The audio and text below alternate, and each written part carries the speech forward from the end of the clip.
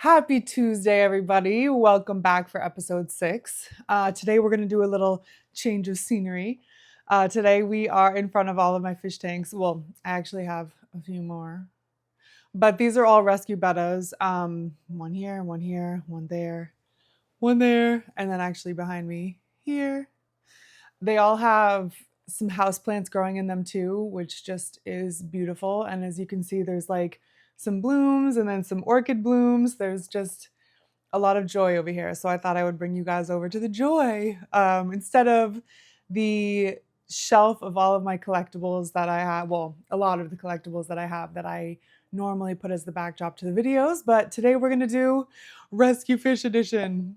um, Anyway, so today we're going to be talking about Nectar Brand Therapy, my company, and more so just how I got here, what was important in my journey, maybe what can inspire you guys to start on a journey if this is something that you guys want to do. Because I do want to just preface by saying that I totally understand and value the fact that not everybody wants to be an entrepreneur. Not everybody wants to take these big steps and go this direction. It's like literally totally fine not to want to be a leader.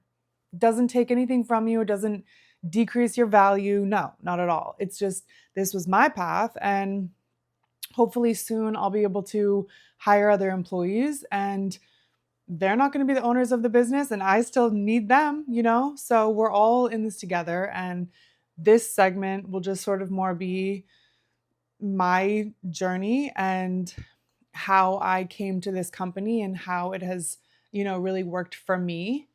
There's uniqueness in every single journey. There's unique wants and unique paths, and quite literally, there are no two the same. So this is just kind of showing that maybe you've heard a journey similar to mine, maybe you haven't. And I kind of love that, right? It could be something that you are building on from somebody else's story, or it could be something you've never even heard of. So there's this one concept about alignment, right? I was talking about it a little bit at the end of my episode 5, and it's just telling how important being in your alignment is. It's not always an easy thing to say to yourself or to think to yourself, like, I hate my job, or I don't want to be doing this, or this is the wrong career path, or something negative, right? And every single day when you wake up, if you're not like really excited to get going and can't wait to get to work, or like can't wait to log on if you work from home, like whatever it is, if there's no excitement in that journey, it's even harder to reflect on it later because you already know you don't like it. But now you're going to sit there and think about how much you don't like it, how much you're out of alignment with what you're doing every day.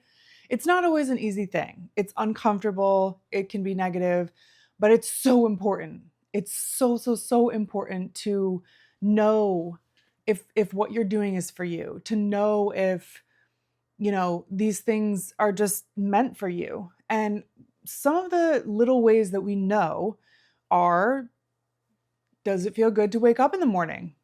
Does it feel good to interact with the coworkers that I have? I can remember so many days waking up in corporate and literally saying to myself every single time that the alarm went off, I'm going to call out today. I'm going to call out today. I'm going to call out today.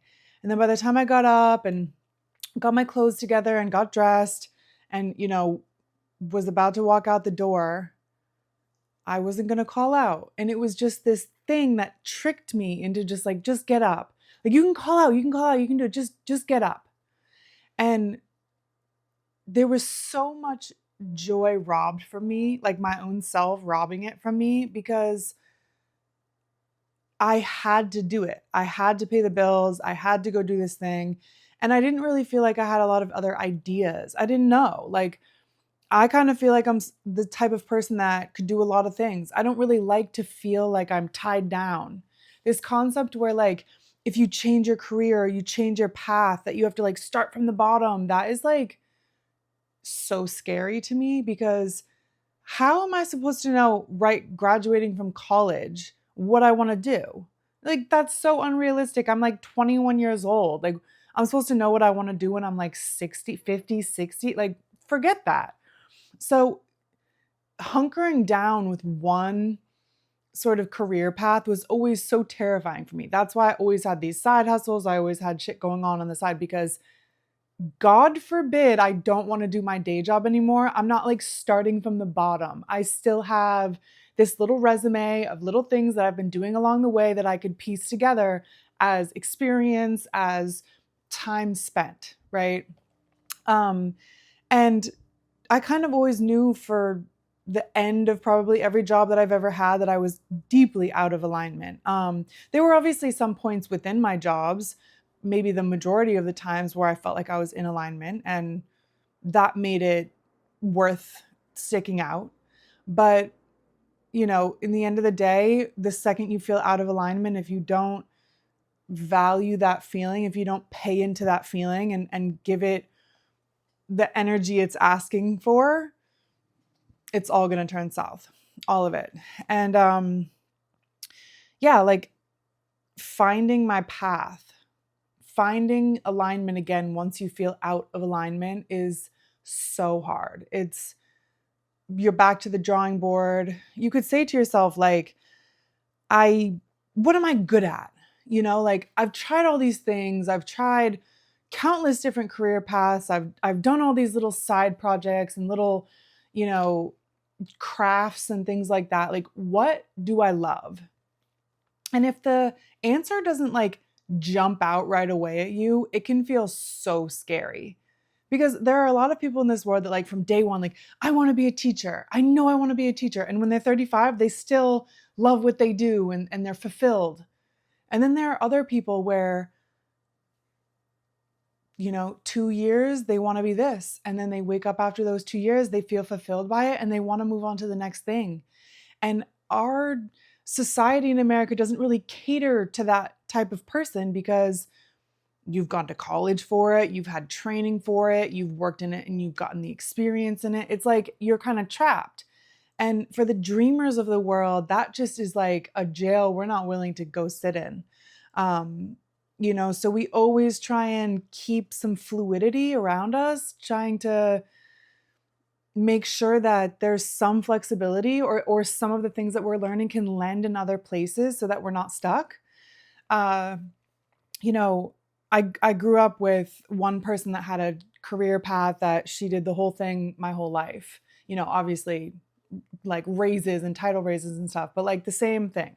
My dad was the complete opposite. He did all these different jobs. Literally, the industries didn't even have to do with each other before he found the thing later in life that he really liked and had passion towards. But I am more like that. I am more like, I could have passion for something and it doesn't have to last my whole life. It could be right now. It could be the person I am today, the passion I have right now is what I want to go and do. And people that have these like career paths and they know what they want to do for their whole life don't really understand me, people like me. And, you know, I don't take it personally, that's not their path, but it's a safer path. It's so much less risk, it's less stress, it's less worry. You always know you have a paycheck. You always know, you have health insurance and all these things that are like fundamental to feel safe.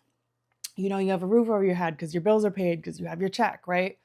But then there are people that are just willing to take the risk because happiness, joy, liking every single day is so much more of a risk. If I go work corporate, I'm risking that every day. And if I can't be joyful and happy, I can't go do my job, you know? So, being in alignment is fundamental. It's so fundamental. And, you can think about all the things that you're good at, but what if you haven't even learned the thing that you want to do yet?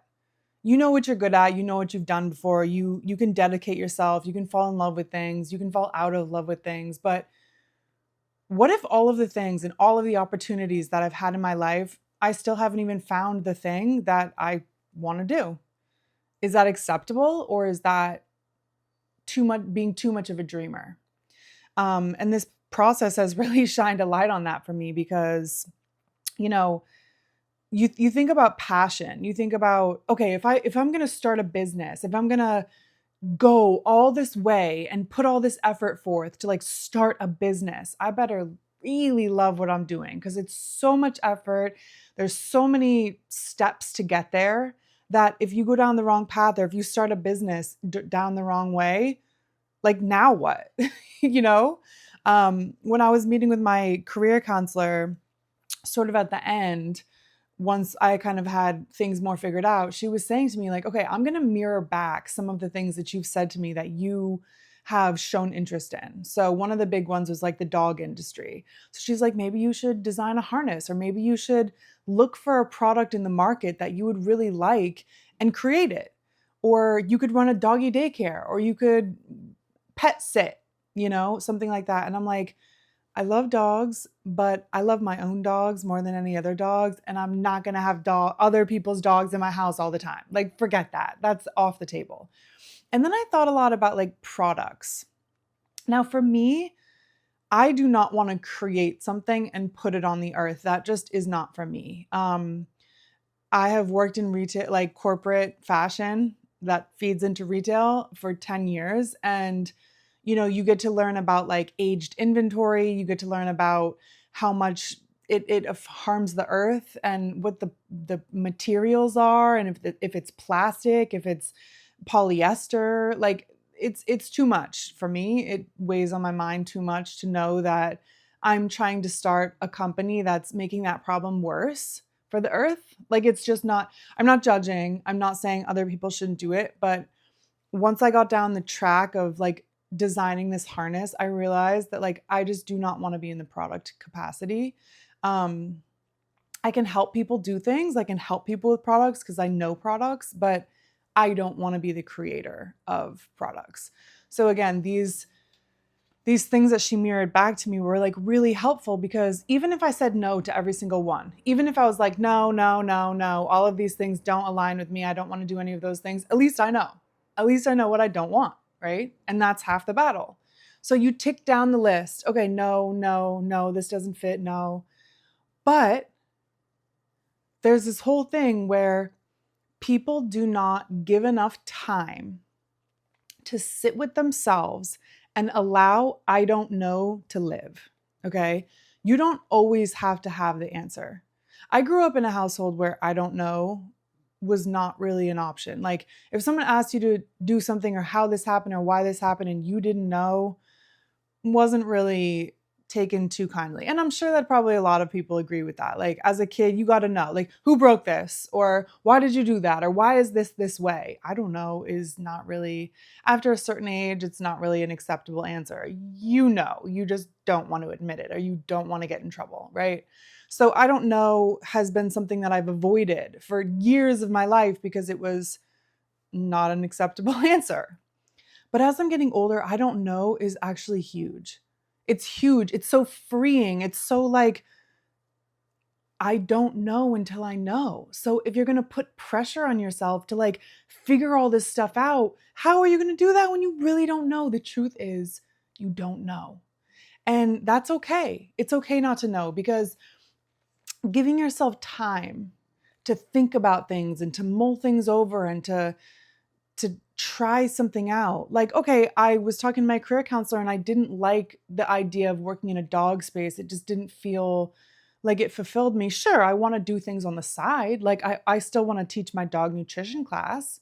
I still want to help people in the dog space. I want to go out on walks and meet new people and try and help them or counsel them on little things. Sure, of course. I want to continue helping with rescue and maybe potentially foster again, but I don't want that to be my whole day, my whole week. So you can take little bits of it and you can still invest in things, but sometimes people just want one thing and they want to dedicate their whole lives to that. And I respect that fully. Like, you know what you want to do, you go for it.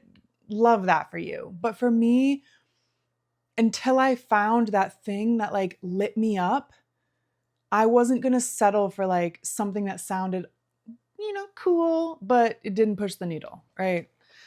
So I kept thinking about this concept of like, what if I haven't tried my passion yet? What if I have something out in the world that I haven't tried yet? I haven't done it yet. So how would I know? There are millions of things I've never done. So what if my passion lies in a place that I don't know? And that's kind of a scary thing too, because it's like, well, how am I going to figure it out? How am I going to learn it? You don't know what you don't know. So there's like pressure there too.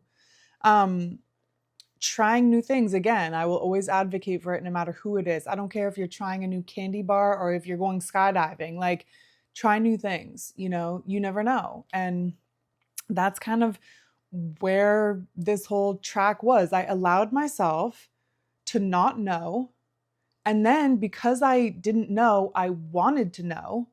And then it allowed me to go down these paths of trying all these other things, seeing if it worked, seeing if it fit, seeing how I felt doing those things. I had made clothing, I had painted, I had done crafts. I was a music manager for my best friend Leland. Like I did the dog world stuff, and even though I liked those things, there was never like a this is it. Like I am alive today because this is my passion. And so, you know, moving through that and feeling discouraged because, you like things a little bit, but they're not everything to you, it kind of feels like you're Goldilocks. Like, where is my perfect bed, my perfect porridge? Like, where are they? Because everything is a little to this or a little to this. And that is very unsettling. And to know that you just need more time with your I don't know can be really, really frustrating, and you can get impatient with it because you just want to know, like you're ready to go, you're ready to work, and you don't know yet. And I just want to, offer that to people out in the world that don't know yet. And they want this so bad and they want to know so bad. And they've tried to invest in things and, it didn't really pan out, but keep going. Like you will get to the point where things are so much more clear. Doing these things and investing in little side projects or trying new things is literally what it's all about. That's how you find the thing, right? And so I learned that along the way so many different times and spaces. Like even working at like Ross, I was technically taking a step away from fashion because I wasn't working with literally fashion, but it taught me the business side of things. It taught me this crazy model of buying that was so unique, and it wasn't like anywhere else. Everybody else bought exactly to their demand and only had this very small percentage of risk. Ross like blew the lid off that whole model. So again, it's like, try it out. This person wants you to work for them. You applied for this job and it's working out. Like, what's the harm, So you kind of have this like feeling along the way where you think to yourself that your passion, like, shouldn't it be something that kind of comes easy to you? Shouldn't it be something that you're just like naturally good at? Like, they always have this saying, like, do what you love and you'll never work a day in your life. Okay, great. Sign me up. I want that, right? Me, hi. What is that? What is that? What do I love? I love so many things. I'm so open. I'm so open-minded. I'm curious. I'm constantly asking questions about things so that I can learn more. They say that there are like two kinds of people in the world, right? One that goes into a museum and looks at the art, looks at the sculptures, and moves room to room. And then there's the type of person that goes into the museum, looks at the art, looks at the sculptures, and reads the description under each one. Each piece of art that you love, that calls to you, you'll go over there and you will read the plaque underneath it because you are curious to know more about it, right? So I think that we're living in a world right now where reading that little plaque underneath the art is seemingly unimportant. A lot of people are passing by the plaque and not stopping to read it. But the way that millennials were raised, I was just talking to my friend about this last night. Like, in order to write a paper, okay, we had to go to the library and check out like 5 books, maybe an encyclopedia or 4. You had to sit in the library. You had to photocopy pages of an encyclopedia because you can't check them out because they're in such high demand. the information we had was so controlled. It was so limited. And these encyclopedias were like 10 years old, 7 years old. They were the only information we had that was like about every single thing you could think of. We didn't have like a Google search in the beginning. We didn't have these things. Sure, we like moved eventually towards it, but like in the beginning, we had to have the attention span to read 5 books and go look for the table of contents to find the Vietnam War or whatever the hell it was that we were researching. And I think that today the art of the discovery, the art of research is just so dead because things can be found like that. You can Google the answer to something and that's it. You're done. You don't have to remember it. You don't have to have this whole like process. If you forget it, you can just Google it again. Back then, we took pride in the things that we learned because we're not going to go through that again. You're going to read those 5 books again? No, you're remembering what you learned because maybe you'll get quizzed on it. Maybe you want to talk about it later. Maybe it was interesting to you, and being inquisitive in those ways is so important because it's the relationship between what you put your effort towards and what you remember. Like I can remember all the days of learning cursive. They don't even teach cursive anymore in school. Like that's so fundamentally crazy to me. And the amount of care that the millennials had to take in school is just something that I think a lot of us really value and a lot of us don't really see out in the world today. So instead of assimilating in that way to the Gen Z and below, let's like hold on to that. Let's teach the younger kids about our journey and how we did it, because a lot of them could make these same connections and actually be like healthier out in the world because they can have this confidence in information. Remember how good it felt to like, no, I know I'm right about this. I did all the research. Like, you can't tell me I'm wrong. I know I'm right. There's confidence in that. And today I think that a lot of people can be like, you don't even know what you're talking about. And immediately you like doubt yourself. You're like, oh God, do I know what I'm talking about? So anyway, all these things happen. And, I realized how inquisitive I am. I realized how like all these thoughts that I was having, like you should just be good at the thing. You should just like be born good at the thing. And then I'm like, how many of the things that I do in my everyday life could actually be a career? Like, let's stop thinking about all the stuff that I don't know and start to think about the things that everyone has told me I've been good at my whole life. How about reading people? Since I was like 6 years old, I was like sitting at the adults table. I was getting credited for my thoughts and my expression. I was always the kid in school that got in trouble for talking during class because God forbid I had something interesting to tell a friend. And these things are like, I was an interesting person. I'm just going to say it. It's not cocky. It's just very much always been a part of who I am. And, it's mattered to me.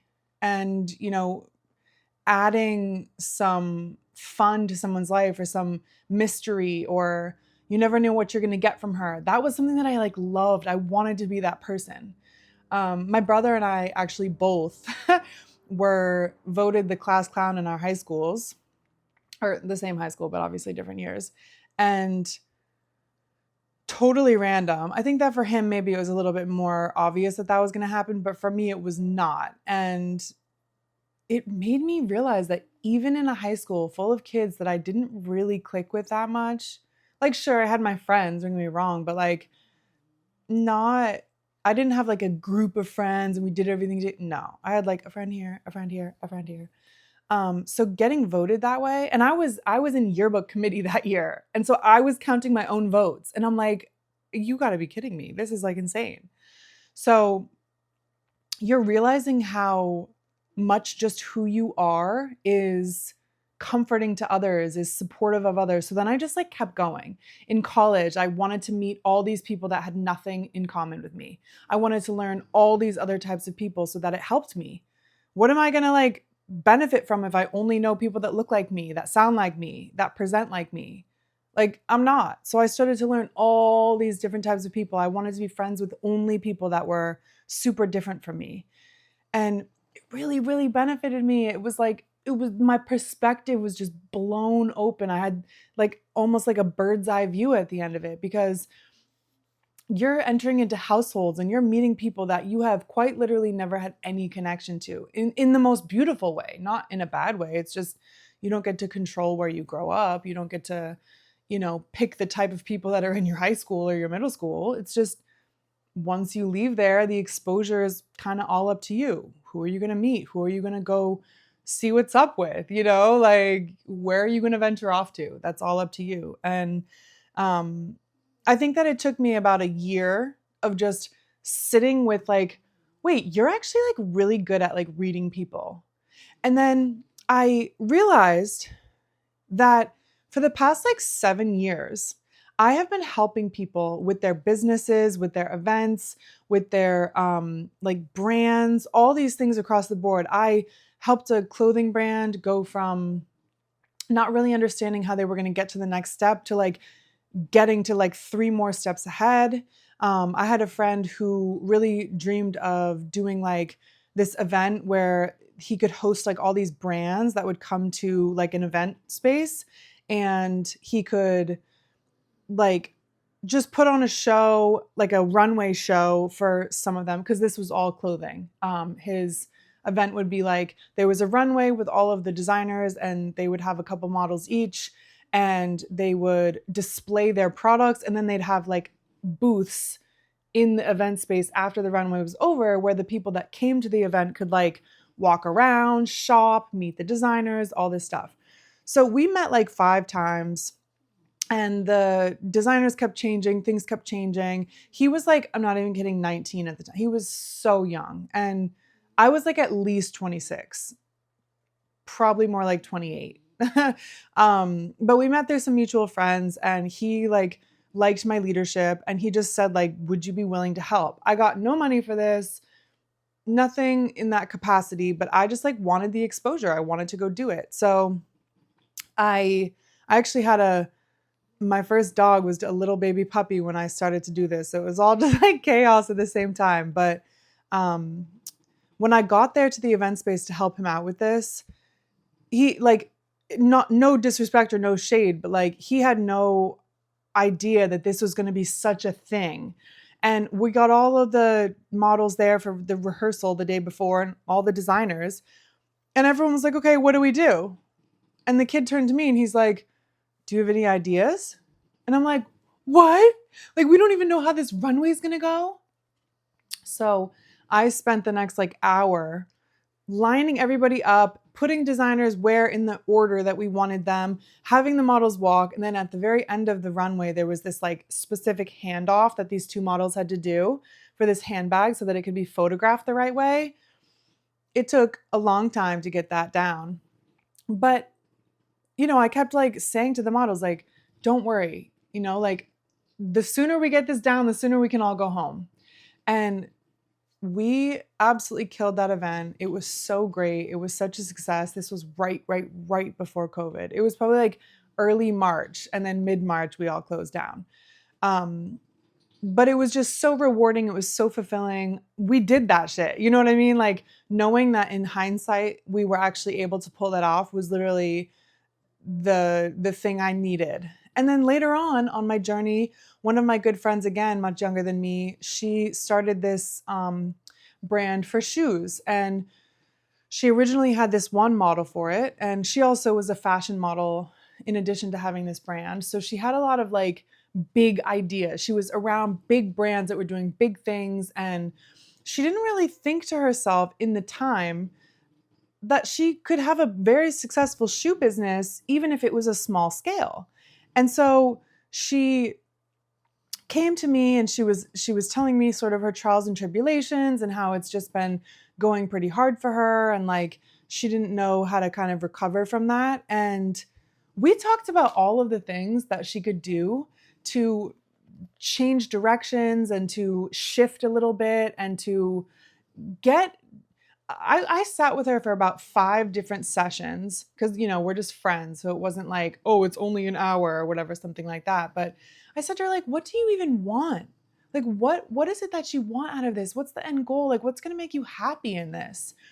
And it was such a profound thing because she went away and she thought about it for months and months, and she got this totally clear vision of what she wanted and what the end goal was going to be. And by the time she came back, it was like the pressure she needed to get herself exactly where she wanted to be, back in alignment, back into what she loves, back into this space of like being sure and being happy and excited for the future.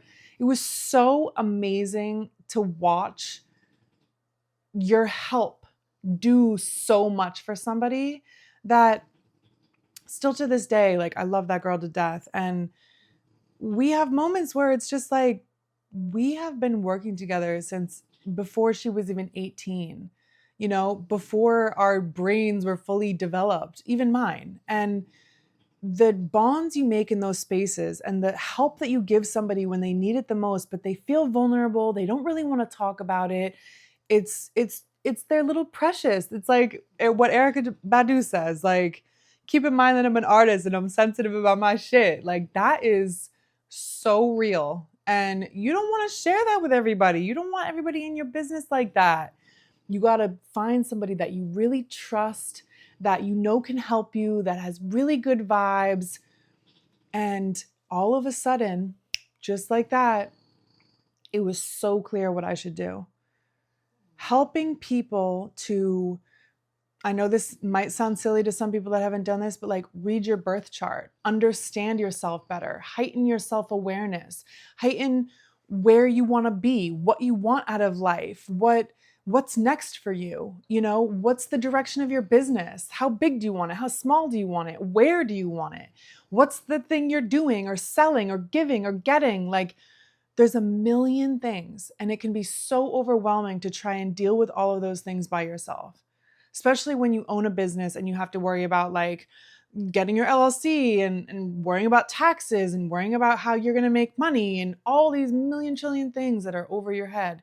Now you have to also worry about the future direction and if this is going to be sustainable and if you're in your alignment. Like, sometimes it's a lot to ask. And being somebody that's always been pretty good at reading people, I can read a birth chart really fast. I can sum up roughly who you are based on the information that a birth chart can give. And it's not to be like cocky, like, oh, I know everything. Forget that. No, it's about taking the least amount of time to familiarize yourself with the fact that like, this is really who you are. Like, your chart is showing who you really are. You don't have to be embarrassed. You don't have to be held back. You don't have to like try and change yourself to fit this mold. No, embrace this because it's facts, baby. That's who you are. And let's use it to our advantage. Let's take those things, and instead of trying to mold them and shape them and change them, let's play into them.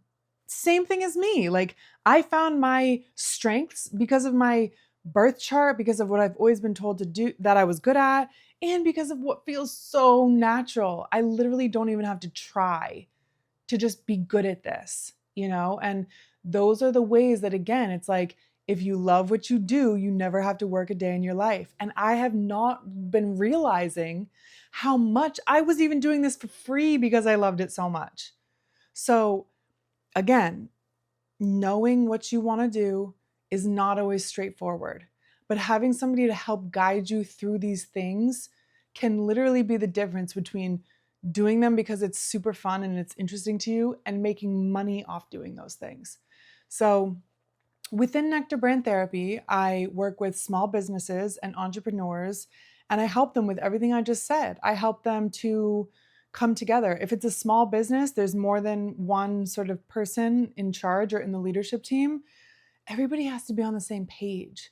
Everybody has to have different roles, right? You can't do the same thing or else you're going to step on toes and it's going to create friction. So, what are you actually good at? What do you like doing?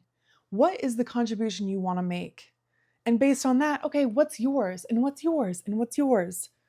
And how do we come together? And what's your end goal? And what do you want from the company? What do you want from the company? Let's all get on the same page so that from day starting with when I start helping. It might not be day one, but the second that I start helping, let's at least know that that moment we can all start from the same place. We can all be heard. We can all have our opinions on the table. We can all be valued and then put into places that we actually want to be in. And I think that a lot of companies like me are trying to do that, but they're also trying to, help you with marketing or help you with your website or help you with all these things. Like brand therapy, when I started to fully think about like what that was, I didn't actually realize that the internet had already kind of claimed this phrase, because there are a lot of, like career counselor and things like this that you need like certifications for. You need like degrees in some of these things. And calling things nuanced names like brand therapy is not necessarily a space you need one of those degrees certification in. It's just something that you need your customer to trust you. You need to have proven results. You need to make people feel supported and welcomed and that they can trust you back. So if you can establish those things, you can help people so much more than they even think. Even some of my friends, one of my friends that I more recently met, like within the past year, we just talk casually and sometimes she'll just throw in like, whoa, you just blew my mind. I never even thought about it like that. Those are the things that you want to hear as someone like me, because you realize you're actually good at this. You can do this naturally. And so again, brand therapy has been something that I've tried to make my own while respecting other people make it their own as well. But I'm not focused on bringing you the millions and the big bucks. I'm saying if you work with me and you get awareness and alignment and, if it's a small group, not just you, like everybody in alignment and everybody's sure of who they are and confident and on the same track with the same end goals, nothing will be in your future but the big bucks or the big success. But trying to say to you like, oh, I have a 50% chance of making you, 12% more in sale. Like, I'm not interested in all that, like boomer percentages, completely unpersonal crap. I'm focused on helping you to feel like I understand you enough to help you to get to a place where you can go and do that for yourself. And you will. And it will not feel as hard once you're in a space that you are feeling confident, feeling good about yourself, and feeling capable to take on the next part of your journey. And again, like I said, the journey is always the most fun part. The end goal, it's cool. Don't get me wrong. You have a sense of accomplishment. There's a lot of things that are good about the end goal. But the second the end goal comes, another journey starts. So it's really all about the journey, right? So focusing on the journey and focusing on how good the journey feels for you, it's going to be everything. And I love the journey. I love my journey. I love other people's journeys. I'm here for the journey. And yeah, I have plans to get you to your end goals. Don't get me wrong. That's the goal, right? But I want you guys to all, whoever works with me and whoever listens to my, Instagrams or my TikToks or my channels, I want you guys to also feel like you love your journeys. So thank you so much for joining me for episode 6. And I'm not going to tell you what's in episode 7. I have something fun planned for that, but I don't want to talk about it so that you guys don't know what's coming, so that there's like an element of, curiosity there. But I hope that this resonated with some of you guys. And for anybody that doesn't want to be a business owner or part of a leadership team, I will definitely cover, the supports that I can offer if that's you. If you want to be an employee, there's nothing wrong with that. We need you guys too. So stick around for the next episode and hopefully a ton more after that. But thank you for tuning in. I really appreciate y'all. I appreciate y'all's support.